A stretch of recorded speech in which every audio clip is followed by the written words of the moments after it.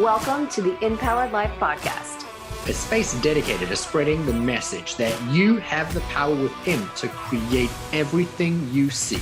So if you're ready to enroll in a new kind of higher learning, the kind that leads to true personal freedom, hang here with us. We're your hosts, Rudi and Aniston, and this is InPowered Life. Welcome to the InPowered Life podcast. My name is Rudi Riekstins. I'm your host, and I am really excited. In fact, I'd go as far as to say I am super psyched to introduce today's next episode to us on the InPowered Life podcast.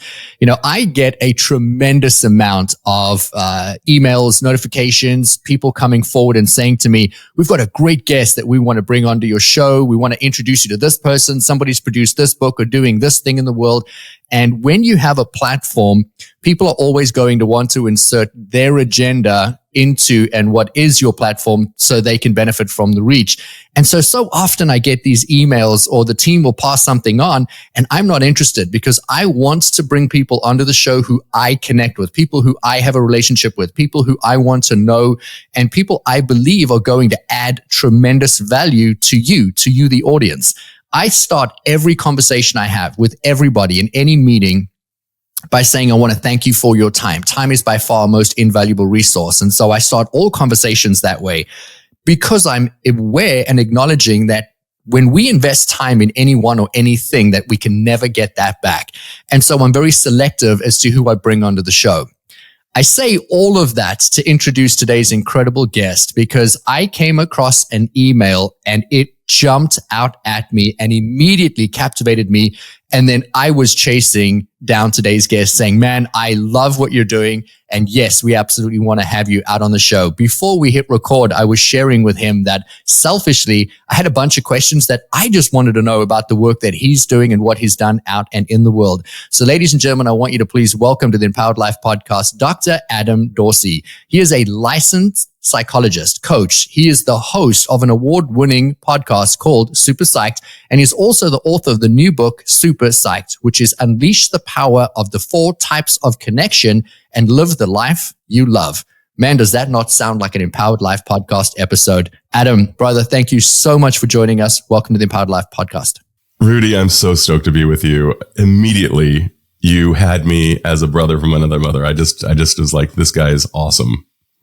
Honestly, I felt the same way. And I wish that sometimes we could hit record when we're just catching up so the audience can kind of get the behind the scenes conversation where they can feel the chemistry and the immediate connection of like, man, this is just another person who is seeing another person. And that's what I think is lost in so many interactions today. I want to dive right into today's podcast. You know, we have a limited amount of time and I usually like to start with, tell us about your life. Where did you grow up? What happened and what qualified you to be where you are today? Except I think that what we're going to talk about today is so rich that your story's no doubt going to come through some of my questions. And so I want to start off by just sharing that I talk a tremendous amount about in my work and on the show that the number one driver in human behavior is in creating connection. People want to have a connection. And that the only way to create a true meaningful connection is through vulnerability. And so many people, especially for those of my audience that are listening, that are running large corporations or in corporate America or have businesses, they always take on this position. I say always, the majority of leaders want to be stoic. They want to know the answers to everything and they don't always show vulnerability. They're not always wanting to connect with the people through showing a weakness, so as to speak. They're almost always wanting to act as if they know the answers to everything. And by doing that as a default, they create a distrust between themselves and their teams. Whereas, to really connect with people, we need to be able to turn around sometimes and say, man, I don't know the answer to this, but I think we are talented. We could figure it out. And to be able to support and coach leaders to do that, to drive greater behavior. You've spent over 20,000 hours providing intense psychotherapy, no doubt, which has qualified you to write your book. I would love to know from you, what do you think was the greatest learning that you had from spending over 20,000 hours supporting other people in getting unstuck and moving forward in life? And I really am trying to lend that more into like, how did that set you up to really write this book? There's been so many learnings. from being a coach yourself that we learn so much from the people we serve. We almost learn as much, if not more, from the people we serve than perhaps even what we may even offer them. And the word connection just kept showing up in everything I was doing in those 20,000 hours. The hunger for this thing, this nebulous entity called connection that has not really been very well defined from where I sit, kept showing up. So it seems to be the linchpin for everything that we want. Yeah, people want happiness. People want love. But underneath both of those, happiness and love, is the presence of connection. And if you look through the Diagnostic and Statistical Manual, which is our manual in mental health to figure out what is the condition that we are dealing with, if, diagnostically, all of them have a component of disconnection. Anxiety is disconnection from the present because we're tripping on the future. Depression is disconnection from the present because we're thinking about the past. And trauma, in and of itself, which is something you know a lot about, can be disconnection from the present because we're dissociating or depersonalizing or somehow somewhere else due to the fact that a trauma is revisiting us. So if disconnection is at the heart of everything we don't want, it seems logical, and it actually turns out to be, at least based on my observations, true that connection is at the heart of everything we want. So that has probably been my greatest learning so far, if I had to choose one. So then, what made you decide to write this book? Obviously, you've done a tremendous amount of work. You have a very successful career. I also know that you coach and support, Fortune 500 companies. You are in the heart of Silicon Valley. But what made you turn around and decide to put this particular body of work out in the form of a book? Irv Yalom, who's a professor at Stanford, once said that every book he ever wrote bit him in the ass. And I love that idea of imagining like a dog biting you in the ass saying, I'm not letting go of you. And this book did that for me. I had no choice, it felt. I had to write this book. And it took 20 months. It was really hard. And it was the most meaningful thing I've ever done in terms of, from a professional standpoint, putting my heart and soul into this, asking myself, what does the reader need to know? And it was a no-brainer. This was a sacrifice I was willing to make. I knew that this was what the readers needed to read. And of course, when I hit send on the book, I was flooded with other ideas of things that I could have included. But to quote Leonardo da Vinci, art is never finished, only abandoned. And nothing we hit send on is ever entirely complete. But it's the book that I wanted to write, and I feel really good about it. The responses I've been getting from the readers have been right on point with what I was intending, and they have been using things like the formula of connection, I call it the connection formula, and various other activities for them to find their own version of connection, since everyone's version of connection is at least slightly different, if not very different. One of my ways that I connect, by the way, is I am an animal person. I cannot go a day without touching a pet. My father could go several lifetimes without touching a pet. My father is an opera fan, and he could sit 6 hours in a Wagnerian opera and be entranced the entire time. I would consider it a very expensive place to sleep. So we all have different formulas for what brings us alive. And one of the things I really wanted to do was define connection itself. I have a working definition. It's 2 pages long. It was the byproduct of me and probably 10 other licensed mental health professionals coming up with a working definition. But the bottom line is, it's what brings us vitality. It's what causes us to feel alive. And you can't fake that. When you feel alive. I know where you, Rudi, I know where you live. And I know that place that you chose to live brings you alive. You had to live there. And that was a really good choice. We want to make sure that during this limited time that we have on earth, that the choices we make are consistent with who we are and what we're about. So I want to dive in a little bit further to set a foundation before we actually get to talking about the connection formula, because I think that's where everyone's going to want to spend time today, is learning what is the connection formula and how do they. But I want to just ask you first, what is your opinion of where we are as a society today we came out of COVID, which was this incredible pandemic that was inserted upon us. But I kind of see us in right now having a loneliness pandemic or a disconnection pandemic, but that's not being placed upon us. That's an internal struggle. And so I would love to know, what are your thoughts on what I've just said? Well, one of the things that we experience now that we have these things called smartphones is we have faux connection, F-A-U-X, fake connection. We think we're connected because we are actually in some ways more connected than ever. You may have 2,000 friends on Facebook. You may have 6,000 connections on LinkedIn. Wow, am I connected? And yet, during a dark moment, is there someone you could actually call and talk to who would actually pick up the phone? There's an old saying, it's very easy to find someone who will ride on the limo with you. It's harder to find someone who will ride on the bus. And who will ride on the bus with you? And those are the real connections. Those are your ride or die friends. And the number of friends that people report to have today are way fewer than they were just 20 years ago, and fewer still than 30 years ago. We are going on a decline. We may have tons of quote friends on Facebook, but not any real friends. And that's been contributing to the loneliness epidemic.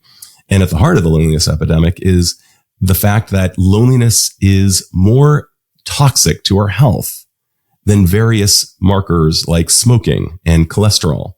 It's more predictive of mortality.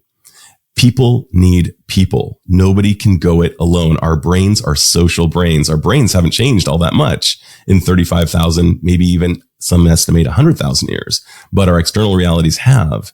And one of the ways that we humans have evolved is to need each other.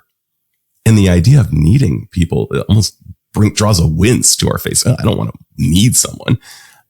But the problem is we do.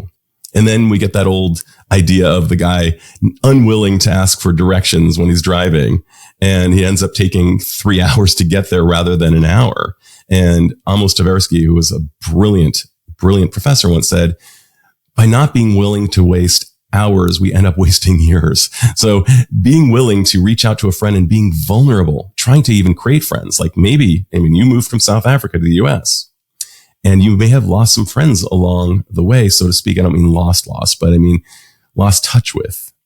And many people in the US, maybe they were born in Ohio. They went to college in New Jersey. They went to grad school in Texas. They came to work in Silicon Valley. And each place they had friends along the way that they promised they would stay in touch with. But lo and behold, life got busy. And those friendships fell by the wayside. And now they're parents. And who do they hang out with? They hang out with their children's parents. And they are friends by virtue of the common denominator of their children. And oftentimes, these are not the people they would have chosen. But they are basically kind of trapped as they feel. One of the things that I recommend to everyone who sees me is, if you have an old friend with whom you have lost contact, where things were really good, have the vulnerability to pick up the phone and awkwardly say, hey, I know it's been a minute since we last talked. Are you open to reinvigorating this friendship? And some people say, well, they live so far away and I don't want to, be on the phone. I'm on the phone for work all day, or I don't want to be on Zoom. I'm on Zoom all day for work. I'm here to tell you that if you're willing to crack open a beer or, get yourself a cup of coffee and have a virtual cup of coffee, it's a very different virtual experience than at work. You see the face of someone meaningful to you. You hear them vibing with you. And at the end of the call, you will, in all likelihood, feel way better than you did before the call. So I know that you've done a TED Talk on the topic. You dedicated an entire chapter to creating friendships or maintaining friendships in adulthood. And I actually wanted to talk about that a little bit, but I was expecting to bring it up later in the interview today because, I don't really look at my social circle around me as me creating my friendships. These are people that I've met and then I really enjoy them and they either stay with me or people are with you for a period of time and then they fall away. And like you just said, a lot of the people that you hang out with are the kids that your kids hang out with their parents. And so I would love for you to talk a little bit about how does that support us if we do find ourselves in an environment where we feel unfulfilled or we feel like there's something missing. Maybe we haven't identified that we're lonely. But what could you give us as support or as a way of being that could shift maybe how we look at some of those relationships, or giving us maybe a different way of approaching maintaining some of these friendships as how it will support us as we move forward? I'm really glad you used the word maintaining, because friendships really do require maintenance. Some people say it's fine if we go 10 years without talking. We can still, we can talk 10 years later and we'll still be just where we were. And that's valid. I get it. But why not pick up the phone a little bit more often? Why not find a way to have a buddy trip once in a while? And I'm not throwing shade at, parents of your children and becoming friends with them. It can often be really great. And no one friend can serve all functions in all likelihood. I like thinking of friends as being various types of superheroes. Superman's amazing. He can fly, and that's his super strength. And Spider-Man can't fly, but can spin a web like nobody else. Similarly, some friends are the guys who help you move and help you with, the tough stuff in life. Some friends are the people you watch, live sports with, and that's great too. And very often they can't check every box. So it may well be that some of these friends that you have temporarily really fill a need, is for lack of a better term.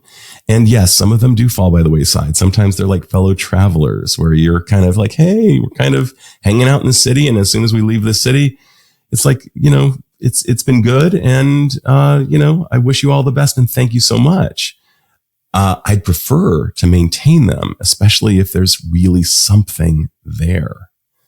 We really need those friends. And Esther Perel, who's one of the great relationship thought leaders in the world, describes the fact that once we used to live in villages and we had tons of people to support different roles in our lives.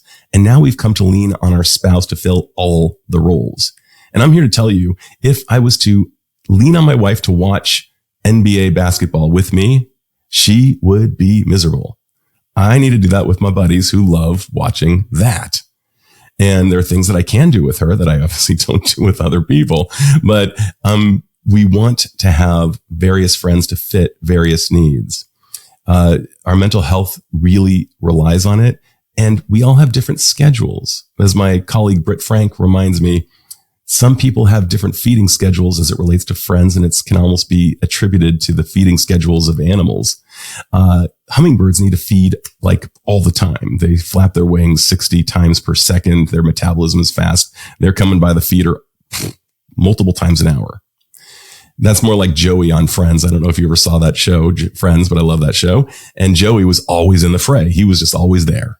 And she describes herself as having the feeding schedule of a scorpion. She's not scorpion-like as a human, but her feeding schedule is scorpion-like in that scorpions don't need to eat all that often to feel fed.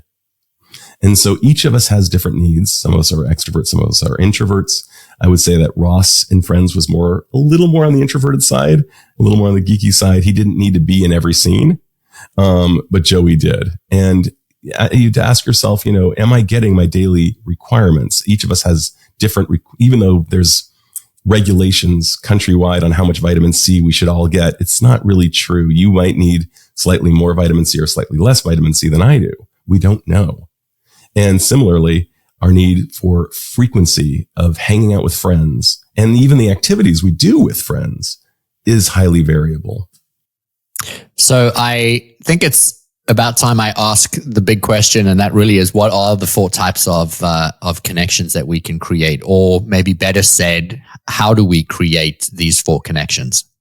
Well, I like thinking of them as circles that are rippling outwards, 4 concentric circles. At the nucleus, we've got connection to ourself. And that is the most important connection. Up till now, most of the books that I've seen on connection have related to connecting with your spouse. Some have related to connecting with clients or connecting with children. I'm looking at 4 of our big connections. So connection with self, knowing who you are, knowing what you're about, and it informs all the other connections. And it's not self-absorbed. It's not selfish to know who you are. If you don't know who you are and what you're about, and you do something because you, quote, should like it. Like, imagine if I believed that the only way for me to be a competent grown man is to enjoy a 6-hour Wagnerian opera. I would be miserable. And many of us do things like that. We do them because we're told we should do them. It even informs what we end up studying in college because we're told, wow, you're good with math. You should probably go out and be a mathematician or a scientist of some kind. But the person actually really wishes deep down to be an artist. But how are they going to tell their parents this? I mean, art, what are you going to do with that degree? So go off and do this thing. And we often try to force ourselves into places where we don't fit. So knowing who we are and what we're about is at the nucleus. Connection with others is the second circle. Connection with my wife, for example, would be an other. Connecting with my children, or even connecting with you, Rudi, is connecting with an other. And that's the second type of connection. The third is connecting with the world. Connecting with the world includes things like connecting with work, connecting with art, connecting with nature. And the last is connecting with something greater. For some people, it's religion. For the orthodox atheist, and even the orthodox atheist, they may experience something spiritual when they go someplace gorgeous. If they were to go to the Grand Canyon or Yellowstone, they may say, wow. And one of the things we know about the wow sound is it's indicative of awe, A-W-E. When we experience awe, we are like on gratitude with steroids. It is a powerful emotion. And awe is something that I would really recommend that people have more of in their lives. We become less self-absorbed. We become more other focused, so less me focused and more we focused. In fact, if you look at somebody who's experiencing awe while they're in a brain imaging machine, you will see that the same receptors come alive as those receptors that receive psilocybin, which is a psychoactive element in magic mushrooms. We become less, and without having to take mushrooms, you're not tripping. You're just really just awake and alive and really focused on other people and less aware of yourself. And how nice it is. I mean, people get drunk to be less aware of themselves, but that can often be costly down the road. Awe costs nothing and has no negative side effects to my knowledge. So we want these 4 types of connections, and I recommend that people lean into one at a time. The old saying is, if you chase 2 rabbits, you get neither one. And oftentimes starting with one of those places, self, other, world, or something greater, will be a good starting point. And for everyone, it will be slightly different. So I love that you used the word awe, A-W-E. I teach a process of going into your mind every single day and curating a heightened state of emotion. Obviously, that works with neuroscience to support people to manipulate the brain and creating a state of awe. It's always that suspended state. And I describe awe as, imagine you've just won the lottery and you're jumping off the couch and you're suspended in air. You haven't hit the floor yet. You haven't thought of taxes yet. You haven't thought of who you should or shouldn't tell. You're in that moment of, oh my gosh, I can't believe this happened or how it came about. And that is the brilliance of that word awe.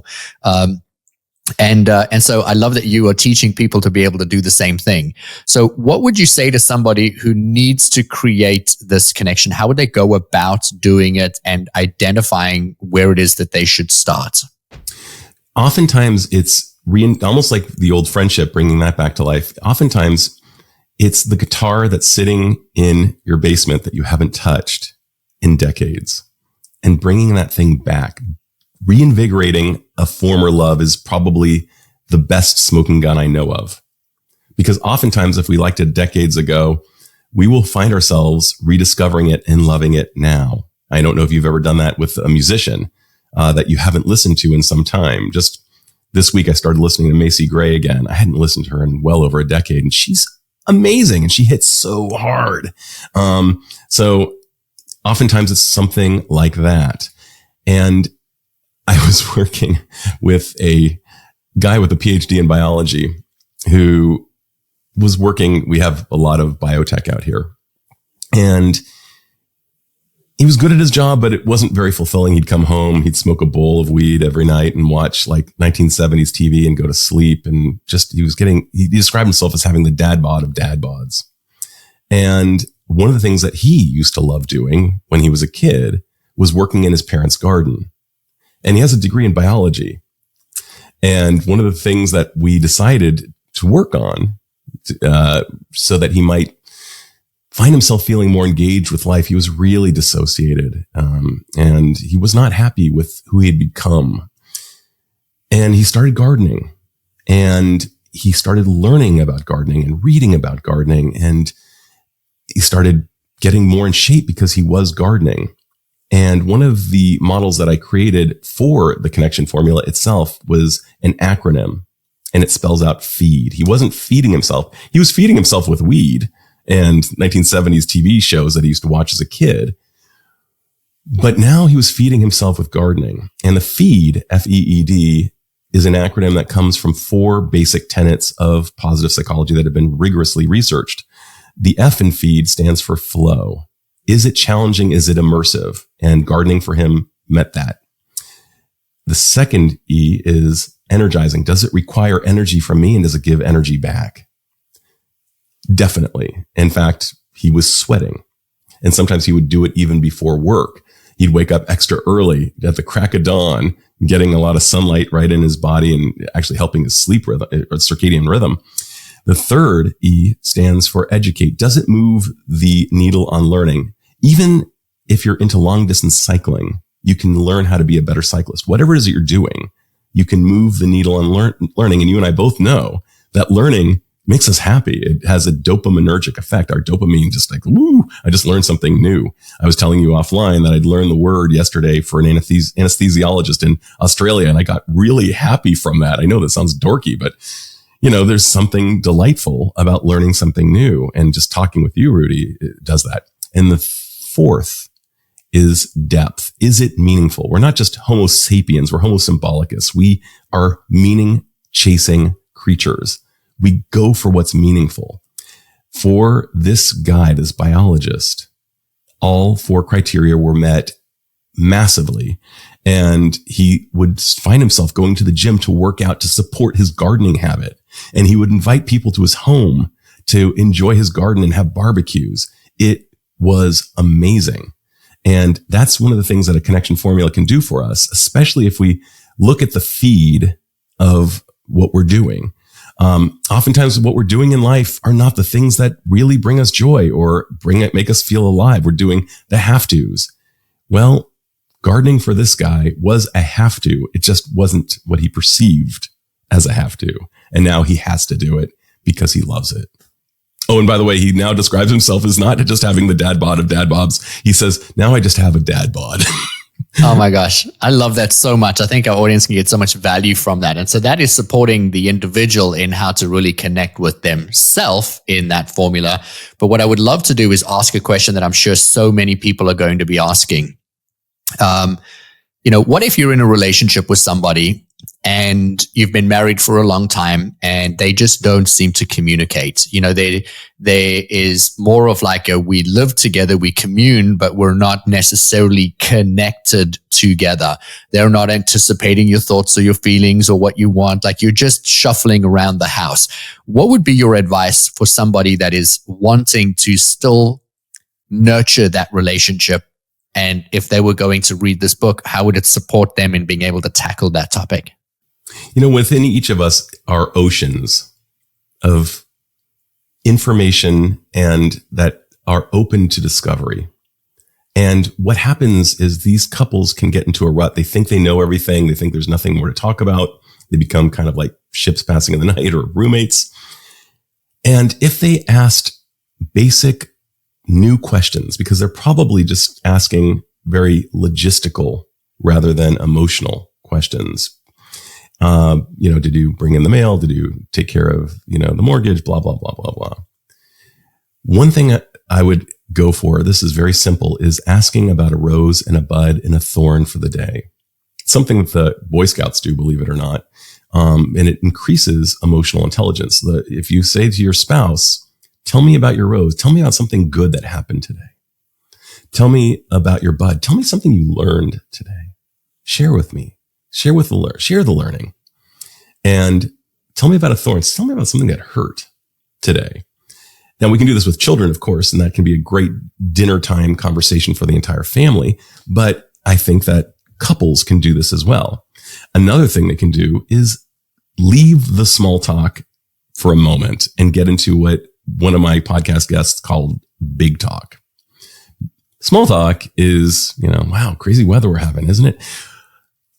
That is, maybe the precursor to a better conversation. But if that is the meat and potatoes of the conversation, we've got a flat line. However, if you were to ask a bigger question, now I wouldn't start with this, but what is it that you want to do before you die? These bucket list questions, these big talk questions. So Kalina Silverman has about 50 cards in each deck, and they can be used with families. They can be used with couples. John Gottman, who wrote the 7 Principles of Making Marriage Work, he has a ton of questions in his book that couples can ask each other, but don't assume you know the answer. One of the things that we know through research is, as well as we think we know our partner, and as well as we think we can read their minds, we are only correct about 40% of the time when we try to read our partner's mind, even if we've been with them for decades. There are more C's to uncover and discover who they are. We think we know them. We think we've done it all. We don't. Ask bigger questions, have a daily habit of the rosebud and thorn, and be open to new experiences. When I asked Pat Love, that's literally her name, Dr. Pat Love, and she's a love expert. She wrote a book called Hot Monogamy. When I asked her, what is your top tip? She said, do something novel with your partner. Go out and do something different. Get out of the rut. Maybe do something a little bit scary. I'm not saying be reckless and do something dangerous, but do something that might cause you to be a little bit more vigilant together, because when you are more vigilant together, you're more bonded in the process of doing that thing. So it could be, belaying and, going to a climbing gym together and coordinating. Maybe my top verb when I think about couples doing well together is coordination. How well are you coordinating, and how much do you have each other's back? And something like belaying and rock climbing can be a good example of that.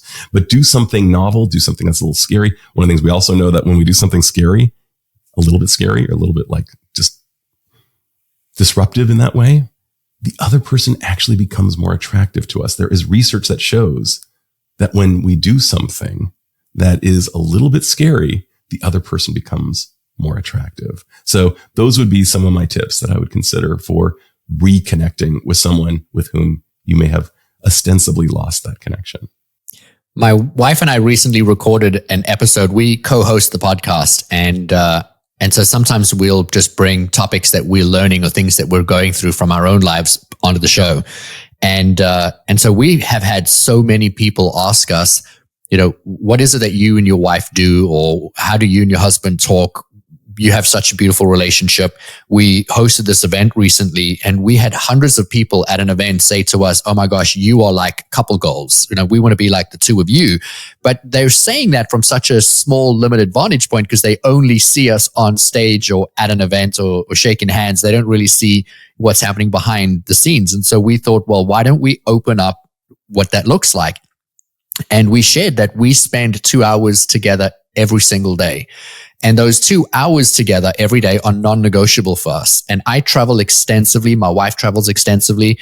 And so we're not always together, but we still create that 2 hour space. And so that 2 hours could be, as you had said in the very beginning of the call today, it could be a Zoom video call where you're drinking a coffee or a whatever, and you're catching up. We'll still do that. For us, it's just FaceTime, and we will sit down at the end of our day and we'll unpack it. I want to go back and touch on what you said as you were referencing the roses, because I love that analogy of being able to say, tell me what was beautiful in your day. Tell me what you learned today through the bud. And then tell me, what hurt you? What caused pain? We don't ask it in that order. I've never heard that analogy, and it's beautiful. And I'm going to quote you so many times moving forward because I love the analogy. But I would say that's the number one thing that supports us to have such an incredible relationship. we're always wanting to know, hey, what are you going through? How can I help you? Like, what are you getting triggered and trapped on? Just yesterday, I said to my wife, wow, an emotion really came up for me when a client was questioning my rate. And it reminded me of how I felt when I was a child. And we were unpacking an emotion that had come up with me earlier in the day. And it was beautiful to have somebody to be able to have that conversation with. And so I encourage people to buy your book, to read this, and then to be able to take the lessons that you're teaching and be able to apply it into their life. Because for so many people, it doesn't come so naturally, it doesn't come organically. I want to ask selfishly another question, because you're touching on so many beautiful topics. And I know that our audience is going to eat up this book, because it's what everybody wants. I know you can't just simply say on the cover of a book, this is the secret to happiness. Buy the book, you'll create happiness if you just insert these steps. But it feels that easy when we're talking about your book, Super Psyched. What I want to ask is relationships as it revolves around children. And obviously we have relationships with people we work with. So this applies to working relationships and colleagues, whether you're a leader or whether you work within an organization. It's 100% about the relationship you have with yourself. It's the relationship you have with your spouse. I interviewed a gentleman recently on the show, and he was talking about the relationships we have with kids. And he actually challenged me on the episode, and he said, are you actively engaged in your children's lives, or are you simply just parenting your kids? And I really had to give that some thought, and Aniston and I, we spend a lot of time with our kids. We travel with our kids. This weekend, I'm taking my son away for a 5-hour road trip to go and watch his favorite football player play. They're coming near us. And so we're just having a boys' weekend, and my son's 10, turning 11. And so we're going to have this entire weekend. It's going to be roller coasters. It's going to be football. It's going to be sushi, and it's going to be daddy and Brady. We call them daddy dates or mommy dates. But he really made me question, like, what am I like outside of those relationship weekends, those moments that have been planned or curated? Am I simply observing, or am I actively involved? How would we take the principles of what you're talking about in creating connection and apply those to kids? So for any parents that are listening, listen up. I love that question. By the way, I just got to give a tip of the hat to you and your wife. For sure, one of the best things you can do for your children is have a good relationship with your spouse. I believe that at my core, and having conducted all these hours of therapy, it trickles down. The children are looking to see how strong is this union, because it's tantamount to how strong is this foundation of our home. So you and your wife investing this kind of time and making that sacred is a big deal. And I believe the world would be a much happier place if we had happier marriages on average. So Rudi, and your wife's name is Aniston, did you say? Aniston, yeah. I appreciate that, Adam. Thank you. All right, on. One of my other favorite friends, by the way, on the show would have to be Jennifer Aniston. Yeah. So in terms of connecting with children, a very common theme that I see in my office is I don't know how to connect with my kids. They're into things that I'm not into.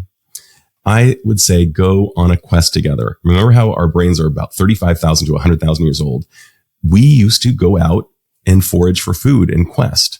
A very easy thing to do is to share an experience of doing a quest. And in this case, I'm going to make it a very easy one. For 4 weekends in a row, go to one type of food, one-on-one. I love the idea of one-on-one, because one-on-one is vastly different than one-on-two or more. So if your wife can be with one of your children, and you'll be with the other. And you say, for the next 4 weekends, we are going to try to find the best hamburger place.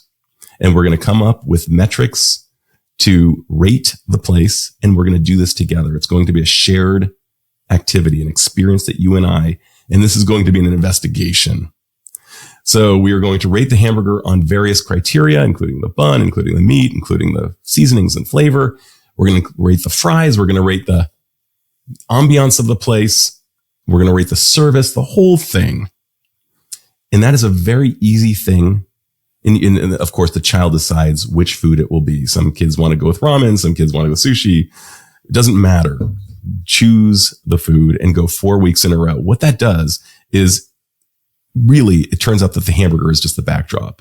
What it does is the four experiences lend themselves to deeper connections in a shared experience, and you start talking about things that you might not talk about in the entire family milieu when all four of you are together.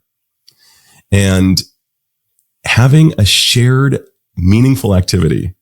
I got this idea, actually, believe it or not, from the Blue Zones. We know about these places in the world where people more than average live to 100. And one of those places is Okinawa. And one of the things that they do is something called a moai. Moai is meeting with a shared purpose. And in this case, the shared purpose, as dumb as it sounds, is finding the best burger, except for the fact it's awesome. And after 4 weeks of that, maybe you switch kids and you go with another type of food, but it serves as a backdrop for what you're really doing, and is having more time together, sharing something that's fun. You could be the best hike. You could even rate the best hike if you're an outdoors person. It doesn't matter what you're rating. It just should be awesome to the child and make them want to get out of bed and, stop doing whatever they're doing. And they're like, yeah, I'm ready to go. And the bonding that I've heard of happening in my office when the fathers, because I work mostly with men, when the fathers do this, I have not once not heard this be a 10 out of 10. It hits hard in a good way. I actually you were talking and I was thinking of like friends that I could do that with, family members I could do that with, not necessarily just my kids. I was like, that's actually a really great bonding experience. And it forces conversation around something that then allows you to open up, and you'll move on to different topics throughout the experience. But I love that. It also creates an expectation that we're coming back again to do some more, which is absolutely beautiful. We're closing up near on the end of the episode today, and I really want to ask you selfishly, like, what do you want people to get out of reading this book? Obviously, I think that it is peppered throughout everything that you've said today, but I'd love to hear it through your own words. Absolutely. Well, I felt really honored that Lori Gottlieb, she's the author of a New York Times bestselling book called Maybe You Should Talk to Someone. She wrote literally on the book, connection is at the heart of everything you want. This book is the key. It's my hope. And the reason I invested so many heartbeats, and as you said, time is that thing you can't get back. We can lose our money and get it back. We can lose our health and get it back. We can't lose our time and get it back. We've lost that time. I invested that opportunity cost called time in this book because I really want people to feel more connected with their lives and to be more alive while they are living. And I do believe that everyone it's their birthright to figure out what allows them to feel connected to themselves, others, the world, and something greater. And it's my hope that this will be a launch pad for greater happiness. I believe that people will be less rushing towards hostility towards each other and maybe more rushing towards generosity as a result of feeling connected to themselves. I mean, if somebody's feeling really connected to themselves and somebody cuts in line in front of them at Walgreens, they're more likely to say, you know what, I'm good. Or to say gently, hey, I don't know if you saw me, but I was actually standing here, rather than being hostile. Like you could say some pretty blasting things to a person. And that also happens in virtual arenas where people write all kinds of trolling, sadistic things. But I believe that if they were connected to themselves, others, the world, and something greater, they would not be doing that. They'd be like, you know what? I don't need to go down this social media rat hole. I guess it would be rabbit hole actually, but I don't need to do this because my cup is already full. So it's my hope. And I even talk about filling one's cup. I hope that people's cups are full. And as a result, they're kinder to themselves and others. I love that you said that you want to support people in living a greater life while they're alive. And I think that's really powerful when we hear those words spoken out loud to us, because it's a reminder that we get to live the life that we want to live. And not all of us are living to what I refer to as our highest and greatest potential.